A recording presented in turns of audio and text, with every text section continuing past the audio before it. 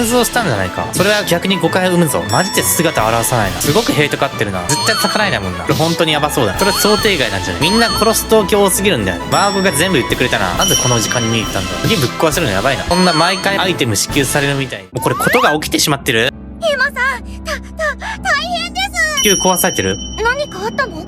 とにかく、来てちょうだい。エマはベッドから降り、シェリーとハンナに続いて走り出した。そんな。現場に駆けつけたエマはその場にヘナヘナと崩れ落ちた。壊されたか？私たちが頑張って作ったものが、こんなのってないですわ。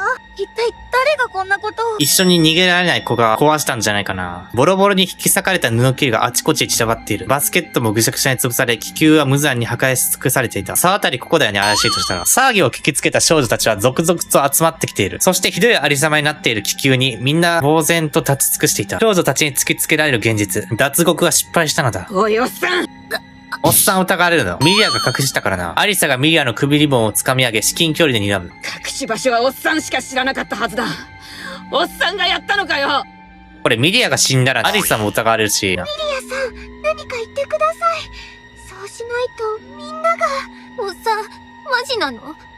そんな大それたことやるキャラじゃないじゃん。やっぱアティシラのこと、騙してたわけ。マーゴ怪しくない？脱獄計画した人が怪しいんだよね。初めから壊すつもりで計画進めてたら利用しやすいから。残念だわ。そんな、ミリアちゃんがそんなことするなんて、そんなわけ。エマの脳裏に誤ったのは帰りたくないというミリアの本音。口を開いては閉じを繰り返し、その口から擁護の言葉は出てこない。そこでスマホに通知が入り、少女たちは各自自身のスマホを取り出す。監視フクロウにより報告が入りましたのでお知らせしますね。下でだ。佐伯ミリアさんが外出禁止の深夜に外を出歩いていたそうで、規則を破ったため、懲罰門に入ってもらいますね。やれやれ。佐伯ミリア本人なのか？この外出してたのは。マーゴじゃないかな。姿すらもモノマネして、ミリアを懲罰門に入れようとしてる。牧長からの通知はまるでミリアの犯行を裏付けるかのような内容だった。なるほど。深夜に抜け出して、ここに来て気球を破壊したんですね。それも納得できるな。誰かが変装したんじゃないか。ひどいですわ。一体どうしてそんなことを。あははと交渉を上げたのはここだった。なの当然じゃん。おっさんが黒幕なんでしょ？アティシラに逃げられると困るからやった。ミリアの信用は下がったよね。そうなんだろ？ねえ、チカ。泣きそうになっているココの顔を見て反論は弱まり、ミリアは力なくうなだれた。みんなごめん。エマちゃんごめん。おじさんのこと信頼してくれたのに、本当にごめんなさい。やっぱり、ミリアちゃんが気球をめちゃくちゃにしたんだ。牧長の通知にあった通り監視が近づいてきた。諦めたのか？それは逆に誤解を生むぞ。監視はミリアを物のように抱き上げる。やめて！懲罰も行きなんて嫌だ！誰か助けて！監視に拘束されたミリアの表情は青ざめ恐怖で引きつっている。犯人が懲罰門に送ってんだよね。ミリアを懲罰門に送って何がしたいんだ？けれど誰もミリアに救いの手を伸ばせない。ミリアから視線をそらしてうつむいてしまう。そうするうちに騒ぐミリアを監視が連行していった。ミリアがいなくなりその場はしばらく沈黙が流れていた。絶対マーゴが変装して気球壊したんでしょ。誰も何も言わない虚無の空気に支配されている。エマは拳をぐっと握って顔を上げた。こんなことで諦めない。みんな、今回はダメだったけど、気球をまた作ろう。気球じゃなくて、他の方法を模索するのでもいい。僕は諦めないよ。みんなと一緒に脱獄してみせる。そうですよね。よく考えたら、アリサさんがいるわけですし。気球をまた作ればいいってだけの話です。簡単に言わないでちょうだい。私がどれだけ苦労したか。でも、エマさんの言う通りね。私だって諦めたくない。壊されたなら、作り直せばいい。何度だって付き合ってやりますわよ。また作るの？ハンナちゃん、シェリーちゃんも、ありがとう。気球は監視に見られてないの？がっくりはしてしまったけれど、作戦を練り直しましょう。そうだね。みんな一度ラウンジに戻ろう。少女たちは肩を落としているものの、ノロノロと歩き出す。なのかマジで姿を現さないな。アーンさん、どうしました？また具合が悪く。メリルの声が聞こえて先を歩き出したエマを振り返った。ツタツタに引き裂かれた気球のそばで、アーンは地面に座り込んでいた。落ち込んでる？地面を睨み、だんだんと拳を打ちつけている。心底悔しそうに。すごくヘイト勝ってるな。でもミリアが一番下って言ったよね。切り替えるのは大変よね。私も悔しくてたまらないもの。アーンちゃん、アーンさん、戻りましょう。怪我しちゃいます。戻りましょう。メルルが優しく背中を撫でてやっているが、アーンはその場からなかなか動かなかった。落ち込んでいるのか裏切られたから。ラウンジで作戦会議を練ろうと言ったものの、気を失った無気力感は抜けなかった。結局すぐに散会となり、エヴァは自身の官房へと戻った。ミリアちゃん、なんであんなことをしたの？気球は希望だったのに。アリサちゃんだって協力してくれて、今度こそ、外に出られるはずだったのに。ミリアがこのまま疑われたまま死んじゃったら悲しすぎるよな。信用落ちている状態で生き残るんじゃないかな。疑われるんじゃない。ミリアは懲罰棒行きとなった以前懲罰棒を覗いた時のことをエマは思い出していた。拷問器具がたくさん置かれてたよね。ひどい目に遭わされていないといいけど、様子を見に行こうかな。でも、ミリアちゃんになんて声をかければいいのかわかんないよ。待って、これ自殺か？自殺に見せかけた殺人あるな。期待してしまっただけに反動でショックが大きすぎた。エマはミッドギュッと縮め、眠りの末に入る。何も考えたくない。全部忘れてしまいたい。明日から頑張ればいい。みんながいれば大丈夫だから。今は、ゆっくり休もう。これで1日経ったのか。エマの意識はゆっくりと闇に吸い込まれていく。翌日はゆっくりと時間が流れていた。さすがに気持ちが大きかったのだろう。みんながそれぞれの官房にこもりがちだった。エマもまた何も手につかず手の中で意味もなくスマホを転がしている。やっぱりミリアちゃんの様子を見に行った方がいいのかな？誰も外出てない。それとも明日出てきてから話を聞いた方がいいのかな？どうしてあんなことしたのって。エマは囚人一覧を眺めてはため息を漏らす。これ見に行ったら死ぬか？そこで操作を誤ってミリアに友達申請をし通話をかけてしまった。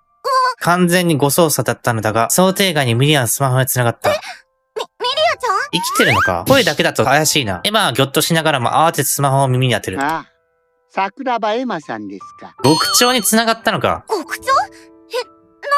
なんでって。いえね、ちょうど懲罰棒の囚人の様子を見に来まして。なぜ極長が出るんだ？そしたらスマホの着信があったので、代わりに取ったまでですよ。極長が出る必要ある？ミリアちゃんは無事なの？元気ですよ。やれやれ。何度も問題を起こされると、私の仕事が増えるので勘弁してほしいです。極長が監視してるの？待て、これ本当に極長の声か？極長の声真似したら最強すぎるな。絶対逆らえないもんな。いずれ見せしめも必要かもしれませんね。それでは。極長こんなことって出てくるか？ぷつりと通話が切れる。エマは呆然とスマホを見下ろしていた。もう死んでるんじゃないか？どこかよそよそしい空気が囚人たちの間に漂い、まともな会話もないまま夜になった。また時間ずらしてアリバイ作る系か。脱獄計画を始めてからの日々で、少女たちの心の距離は縮まっていったはずだった。その空気はすっかり失われている。ミリアちゃんの存在は、やっぱり大きかったんだ。あの時は強がったけど、また一致団結して脱獄を目指すことなんてできるのかな？弱気になって落ち込んでいるのを見透かされたのか、夕食後エマはシェリーに誘われて空を浴びた。少しさっぱりとした気分となって二人で静かな通路を歩く。ミリアちゃん、何か理由があったと思うんだ。エマは自分の考えをぽつりとつぶやく。気球を破壊した理由ですか？うん。黒幕とかじゃなくて、何か気球を破壊しなきゃいけない事情があったんじゃないかって。何なんでしょうね。夜に徘徊してまでみんなの計画を台無しにする理由。メリットないよね。牢屋敷側の人間じゃないと、そんなことしないと思いますけど、ミリアさんはそもそも私たちを騙していたわけですし、やっぱり黒幕なんじゃないですかね。脅迫されてやったっていうパターンも考えられますけど。話を聞くうちにエマはしおれた表情になっていく。僕が望みすぎてるのかな。ミリアちゃんはやっぱり黒幕なのかな。背後から駆け寄ってくる音が聞こえ、エマとシェリーが振り返る。誰か見つけた？これ本当にヤバそうだな。ハンナちゃん問いかけの途中でエマは言葉を失う。ハンナはボロボロに泣いていた。誰だ？真っ赤になって涙をこぼしながらエマたちの方へと向かってくる。エマは心臓をギュッとわしづかみされたような嫌な感覚に襲われていた。急速な動悸に胸を押さえる。ノアちゃんを見つけた時と同じ。すぐに来てくださいまし。エマとシェリーはうなずき、ハンナの後に続いて走り出した。ハンナに先導されてエマたちがたどり着いたのは地下にある懲罰棒の並ぶ通路だった。ミリア、死んじゃった？入れ替わりできるよね。いや、むずいな。そこにはすでにメレル、ココ、アーンがいる。3人は許すってサメザメと泣いていた。主に動揺が激しいココとアーンをメレルが撫でて解放している。エマさん。メルルちゃん、一体何が？エマはカラカラに乾いて張り付く喉からなんとか声を絞り出す。ミリアさん。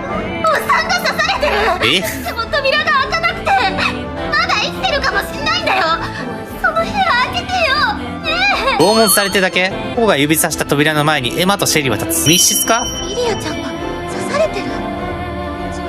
なんで？まだ入れないのか？信じたくなくて視界をグラグラと揺れている。エマさん。さすがに青ざめているシェリーがエマの手をギュッと握ってくれた。エマが倒れてしまいそうに見えたのだろう。あるいは自身のためかもしれない。ボロボロの心を支え合うように手をつなぎ、エマとシェリーは覗き窓から中へと視線を投じた。ミリアからおびただしい血液が流れている。あまりにも凄惨な状態だった。直視ができず、エマはとっさに込み上げた吐き気を耐える。そこでシェリーの手が離れた。少し下がっていてください、エマさん。大声で言ってシェリーはエマが一歩下がったのを確認してから懲罰棒の前に下がっていった錠前を怪力で壊すの。怪力の魔法で素手で引きちぎった。それは想定外なんじゃない？懲罰棒の扉を開き、エマたちは中へと立ち入る。懲罰棒って来ていいの？禁止エリアでもないか。ミリアちゃん、ミリアちゃん、ミリアちゃん、ミリアちゃん。そしてそれを見た。なんだこれ。あ、一応くくられてるんだね。中身が大人の少女、佐伯ミリアの瞳は光をしないうつろだった。みんな卓球台に拘束されるんだよね。卓球台に拘束されたまま、めった刺しされたのか、胸から胸部にかけて大量の血が出ている。いろいろ疑わしい人物多いな。ミリアにみんなヘイト向いてるから、魔女の候補死んだら蝶が舞うよね。剣が刺さってるの。その赤は全て蝶となって、まるで卓球台の少女の神聖な死を彩るように彼女の周辺を待っている。ノアさんの魔法、まだ残っているんですね。シェリーがぽつりとつぶやく。これノアの魔法なの？血を全部蝶にしてるの？ミリアは本当に刺されているのか？あいつは映画が好きだった。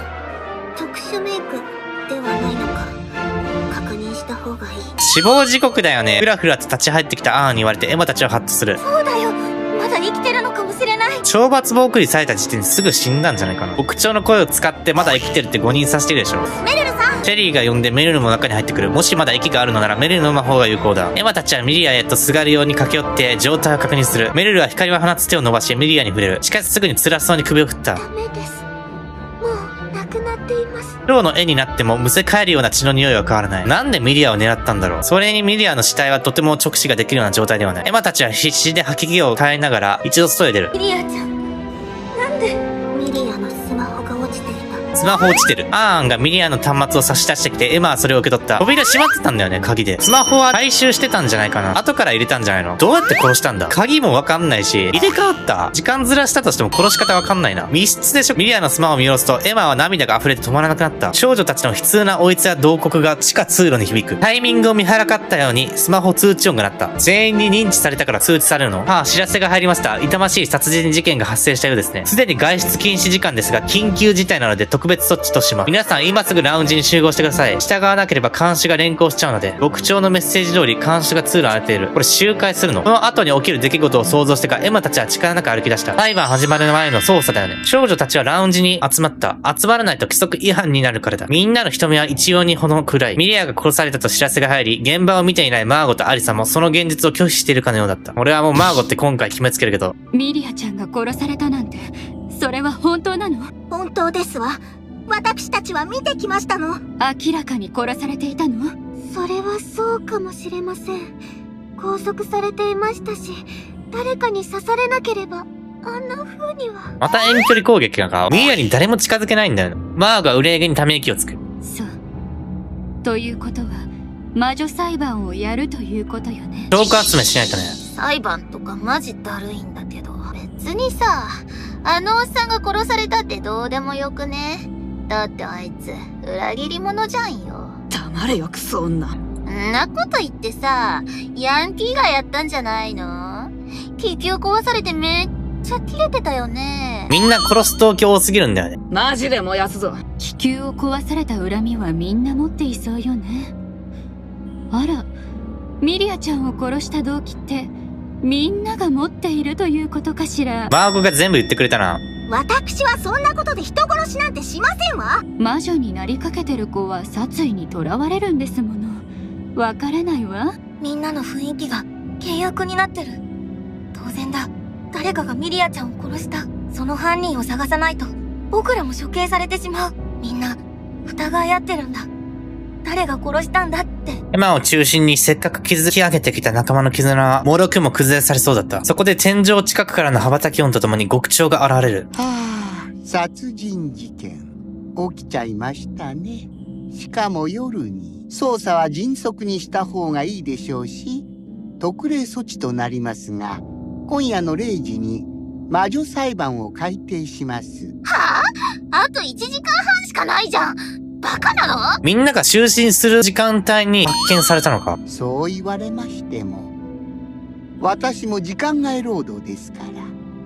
これが待てる限界ですよ。見つかる時刻も計算したのかな。ローのハンナはなぜこの時間に見に行ったんだ。誰かに誘導された？今いる囚人の中から必ず殺人犯を特定してください。その者は魔女として処刑。特定できなかったら全員処刑も変わりませんので、外出禁止時間ですが捜査の間は出入り自由とします。では頑張って犯人を特定してくださいね。一方的な話を終え、獄長は飛び去っていった。残された少女たちは呆然と立ち尽くしてしまう。 1時間でミリアちゃんを殺した犯人を特定？そんなの無理だよ。前の事件はレイヤに焦点当ててたけど、こいつを落とすつもりで証拠をつなげていく。1個判明したことは、ミリアさんは黒幕じゃなかったんですね。脱獄の邪魔したから、やっぱり黒幕だったのかなとも思ったんですが。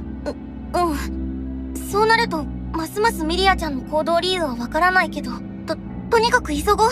捜査してミリアちゃんを殺した犯人を見つけなきゃ。エマが入り口に向けて走り出そうとした矢先だった。立ちはだかるようにマーゴがエマの前に立つ。マーゴちゃん、一体どう？佐伯ミリアのスマホ。支給されたスマートフォン。ミリアをイメージしたスマホカバーが取り付けられてる。じゃあスマホが重要なんだな。スマホ絶対取られてたでしょ。提案があるのだけれどいいかしら。エマの声を遮ったマーゴの声はいつになく強い。エマちゃんはシェリーちゃんたちと一緒に捜査をするつもりよね。そのつもりだったけど。エマはシェリー、ハンナ、メルルを順番に見てしまう。3人はしっかりと頷いている。それはやめにしない？都合が悪いから。それってどういう？あなたたちに結託されてしまうと、あなたたちのグループ以外の人にとってとても不利なのよ。人数が少ないほど投票が集まるからな。シェリーがポンと手を打つ。なるほど、表層さ。私たちがあらかじめ決めておいたら、誰かを犯人にできちゃいますね。シェリーちゃん、理解が早くて助かるわ。私たちがそんな卑怯なことをするとでも？それは建前で何か理由があるんじゃないか。しないとは思いたいけれど、でもあなたたち以外のグループにとってはやっぱり怖いでしょ。だから一緒に捜査はしないで単独で捜査するルールにしたいの。公平にするためにこれ以上協力なんてしないでほしいのよ。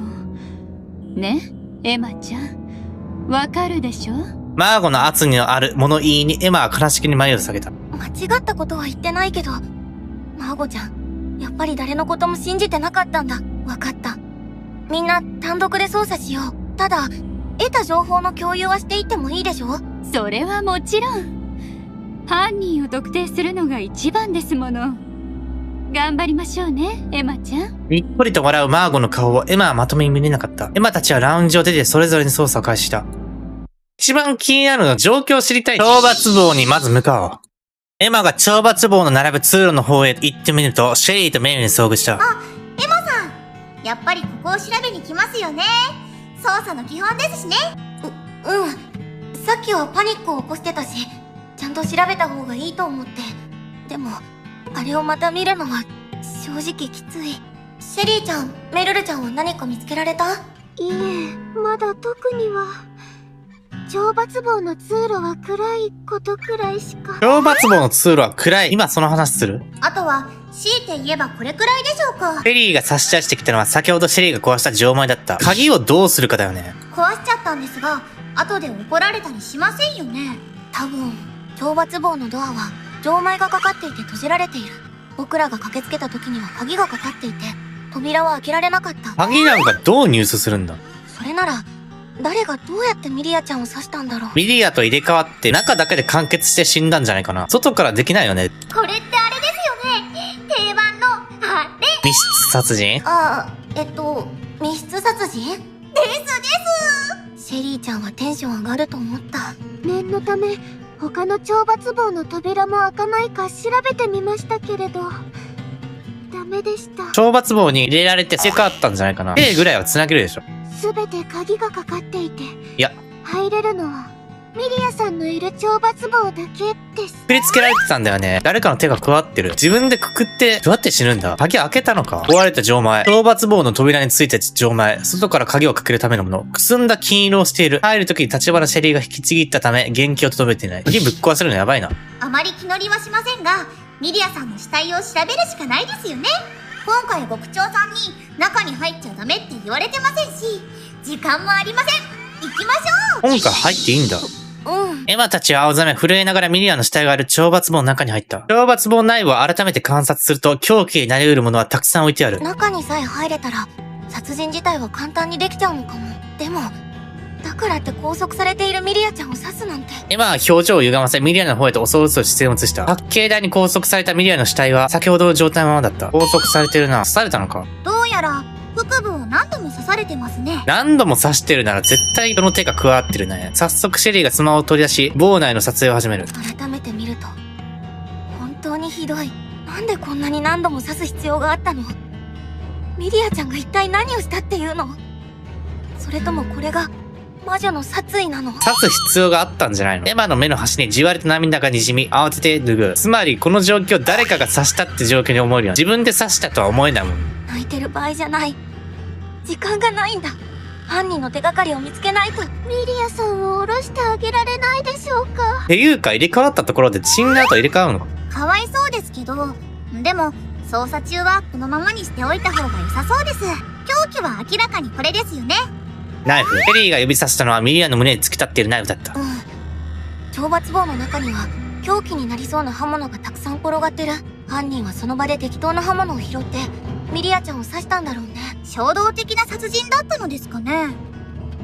私ミリアさんの死体を調べてみます。メルルは涙目になりながらも覚悟を決めた顔で言った。そんなメルルちゃん無理しないで。いいえ、大丈夫です。死体を調べてみたら何かわかるかもしれませんから。メルルはミリアの死体に手を伸ばしあちこちを調べ始めた。その手が光っているのは治癒を施そうとしているようにも見えた。無理でしょ。死体すら蘇ったらやばいから。治癒が強化されたらどうなるんだろう。メルルちゃん、傷を塞いであげたいんです。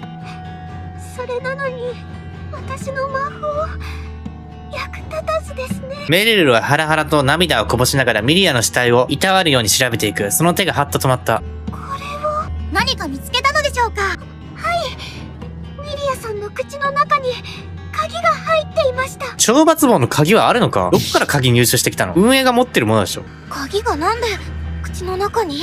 わかりません。精神の限界で通路へと戻って3人は冷たい息を吐き出す。調べてみたところ腹部をめった刺しにされた後心臓を一突きされていました。出血多量で亡くなったのだと思います。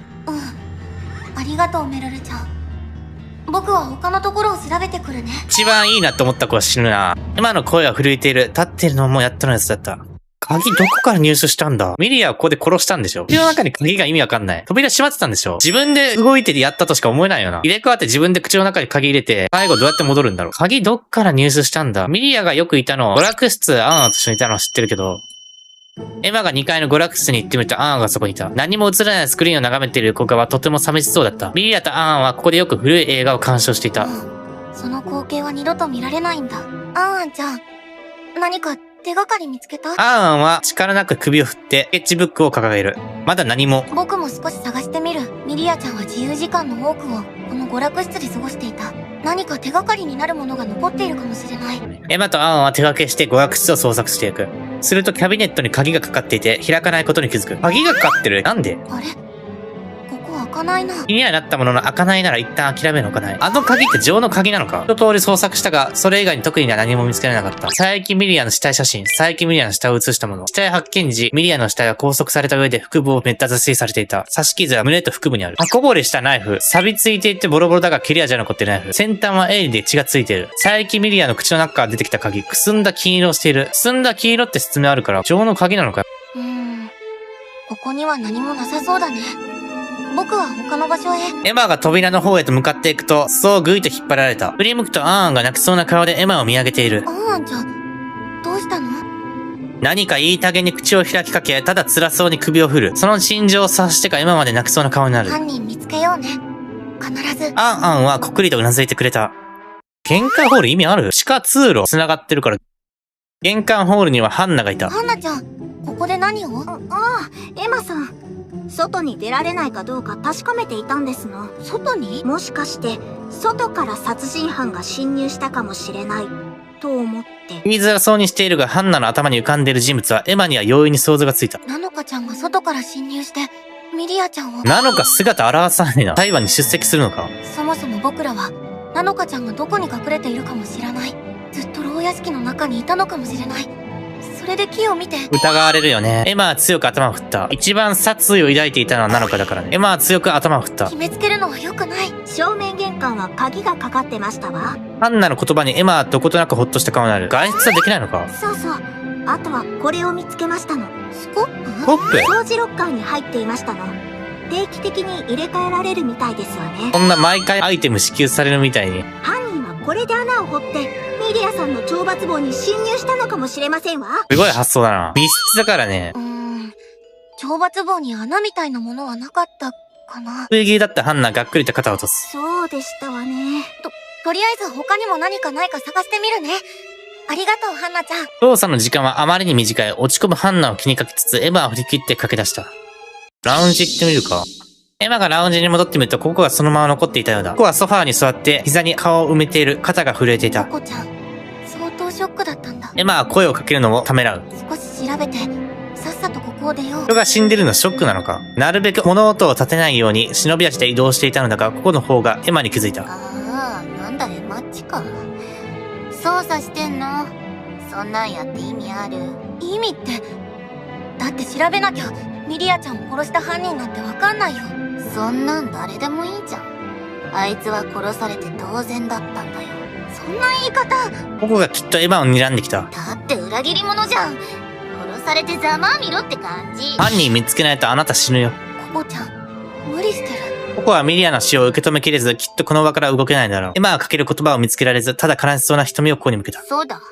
これあげる。何持ってるの？不意にココがくしゃくしゃに丸めた紙を差し出してきた。なんだろう。丸まった紙を開いてみると、20時懲罰棒で拷問しようと殴りかけされていた。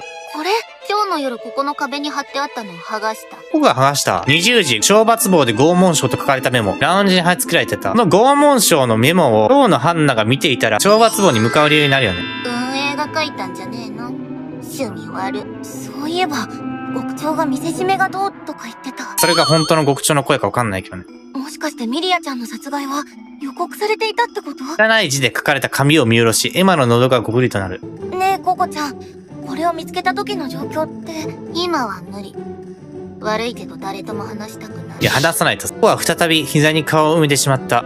裁判はちゃんとやるって。そん時にはもうちょっと、なんていうか、いつもの私に戻ってるから。相当メンタル落ち込んでる。ごめんね。今はそっとしておいてあげよう。これが、城ヶ崎ノアを見逃した女の姿が。エマは早々にラウンジから出て行った。地下のミリアの官房が見たいね。ミリアが殺された理由は一体何だろうか。ミリアのことをもっと知るためにエマは彼女の官房へと足を運んでみた。すると先客がいたマーゴだ。怪しいぞ。証拠隠滅か？あら、エマちゃん奇遇ね。ここで一体何を？ただの捜査よ。そんなに警戒しないで。今はまだ敵じゃないわ。裁判が始まったら容赦はしないけれどね。笑い事じゃないのに。クスクスとどこか楽しげに笑うマーゴにエマは反感を抱く。ねえ、エマちゃんはミリアちゃんが入れ替わった理由って考えたことある？とマーゴが切り出してきた。僕も気になって本人に聞いてみたんだ。でもはぐらかされちゃって。かばおうとしたんじゃないの？私ね、もしかして入れ替わりの魔法が嘘なんじゃないかと思って一度ミリアちゃんに迫ってみたのよ。絶対すぐに戻るという約束でミリアちゃんの魔法を使ってもらったの。そうなんだ。いつの間に？すごく渋られたけど、でも魔法は真実だった。一度魔法を確認してトリックとして使えるか確認したんじゃないのか。ほんのひとときだけど、私ミリアちゃんになったの。マーゴはうっとりとした表情でその時のことを想像している様子だった。それで早速ミリアちゃんの体にいたずらしようとしたらすぐに元に戻されちゃったんだけどね。任意で何も手を触れずとも戻せるのか。一回入れ替わったとしてマーゴの姿で外出てたんじゃないかな。マーゴが細工してもう死ぬ寸前の状況にしてたんじゃないかな。鍵を飲んで入れ替わるまで待ってたんじゃないかな。であとは出血されて死んだんじゃない。ミリアちゃんの入れ替わりの魔法は本当だったんだ。そうやって体を入れ替えてきたのだとしたら本当のミリアちゃんはどこにいるんでしょうね。何気ないつぶやきがエマの心に引っかかる。本当のミリアちゃん。昨夜見たミリアの暗い表情とつぶやき、エマはそこに本当の彼女の姿を見た気がしてる。ちなみにここでは何も見つからなかったわ。ミリアちゃんは随分秘密主義のようね。何も自分にまつわる痕跡を残していないの。私のことが信じられないならエマちゃんの方でも捜索していいけれど。マーゴちゃんを信じるよ。教えてくれてありがとう、マーゴちゃん。エマは漢文を後にした。シャワールーム何があるんだ？エマがシャワールームに行こうと思ったのは水場を探してのことだった。アリサを捜索してる？犯人はミリアちゃんを刺して返り血を浴びたはず。エマは誰かが刺したと思ってるな。もしそこまで汚れなくて済んでも絶対に手には付着する。血を洗わなきゃいけないだろうし、そうなるとシャワールームを使用したんじゃ。エマが中に入っていくとアリサも同様の推理をしていたのか、シャワールームのロッカーを見回っていた。ああ、桜庭。ちょうどよかった。アリサはエマに気づき歩み寄る。囚人のロッカーを一通り見たんだ。そしたらほら、これ。もしかしたら血だらけ？あれ、僕のスマホ？お姉さん、シャワー浴びた時に忘れてったろ。桜庭のロッカーに入ってた。スマホは肌身離さず持ってなくてもいいのか？そうかも。気をつけろよ。着てる服に入れたままにしたらなくしちまうとこだった。誰かがシャワーに入ってる時にスマホを奪えるか？シャワールームのロッカーには毎日新品の囚人服と下着が入っている。着ていたものはダストシュートに捨てることになっている。危なかった。服は燃やされちゃうんだっけ？ちなみに囚人のロッカーは全部見たけど、今日は全員入ったんだろうな。佐伯のロッカー以外はみんな空っぽだった。そっか。それ以外に特に何も見つからなかった？アリサは悔しそうに首を振る。なんもねえよ、クソ。うちはバカだから犯人なんてわかんねえよ。なんでうちたちが探さなきゃいけねえんだよ。こんなのいがみ合うだけじゃねえか。急な叫びにエマはぎゅっと唇を噛んだ。アリサちゃんの言う通りだ。なんで誰かを疑わなくちゃいけないの？そんなの間違ってるよ。荒れているアリサにそれ以上声をかけられず、エマはシャワールームを後にした。これ全部回ったね。エマが走り回るうちに予告されていた0時となり、荘厳な鐘の音が牢屋敷に響き渡る。そんな、もう時間が来ちゃった。通知音が聞こえて、エマは自身のスマホを確認する。魔女裁判の時間となりました。皆さん必ず自身のスマホを持って、速やかに裁判所に集合してください。投票するためだね。従わない者は監視によって強制連行します。獄長からのメッセージは定型のものなのだろう。なのかも絶対来ないといけないね。行かなきゃ。やれる限りのことはやった。エマは裁判所へと急ぐ。するとその扉の前に、ナノカが立っていた。ナノカちゃん？今までどこに？ここで立ち話している猶予はないわ。裁判には出るべきだと思ったから来たの。自分が犯人じゃないからだよね。後のことは裁判で明らかにしましょう。ナノカは感情を見せずに言って中へと入っていく。エマもその後についた。黒幕だと思ってずっと佐伯ミリアを監視していたから行動を置いてるよね。再び足を踏み込んだ。そこはやはり厳かな雰囲気でエマの足は震えている。出入り口の大扉の前には看守、高い位置に獄長の構図も変わらない。囚人の少女たちはすでに勢揃いをしていた。みんなナノカの出現に驚き息を飲んでいる。黒部ナノカさん、今までどこにいたんですか？随分探したんですよ。違反だよね。まあ今は魔女裁判が優先ですから、黒部ナノカさんの処分については後で。魔女裁判のルールについては皆さんも理解されていますよね。始めて構わないわ。エマ、シェリー、ハンナ、ミルル、マーゴ、アン、アリサ、ココ、ナノカ。9名の少女たちは証言台に立ち、互いの瞳の奥のシーンを読み取ろうとしている。それでは魔女裁判開廷です。始まるか。2回目の魔女裁判。みんなの沈黙が重い。前回事件解決するの3時間かかったからな。またこんなことするんですの？疑い合うなんてもうたくさんですわ。別に無理に参加しなくてもいいんじゃないかしら。